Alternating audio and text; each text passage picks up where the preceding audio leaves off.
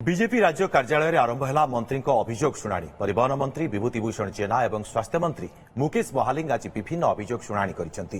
राज्य सभापति मनमोहन सामल उपस्थित में अभियोग शुणाणी होईछि। प्रति सोमवार दुई जन मंत्री दलीय कार्यालय में रही जनसाधारण अभियोगर शुणाणी करेंगे।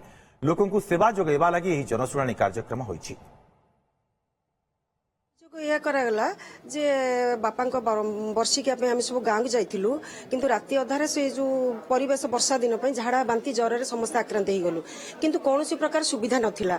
हठात भाई को सालाइन दरकार थिला, से दिल्ली रू आसला, ताकू डाक्तरखाना को लेकिन गला गोटे बेडसीट भी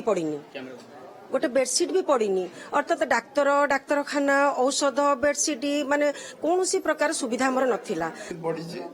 लोक विभिन्न समस्या लंग पेंडिंग समस्या रही आम दल तरफ निष्पत्ति कराई। दुई जन मंत्री प्रति सोमवार दिन सकाल 10:30 से पहुंचे एवं लोकंर अभियोग शुणिबे, आवश्यक पदक्षेप जहाँ से नेबे।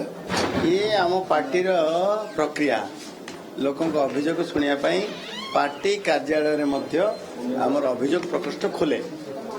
जोटी जोटी आम सरकार चले ये सरकार ये नीतिगत निष्पत्ति जे समस्त कार्यकर्ता मान जनसाधारण मानकर अभियोग शुणा पार्टी कार्यालय से परिप्रेक्षी में आज दिन में मुख्यमंत्री अभियोग प्रकोष्ठ भल भाव चले। ये आरंभ हो सारा रीतिमत भाव प्रत्येक सोमवार दिन शुणाणी, प्रत्येक सोमवार दिन अभियोग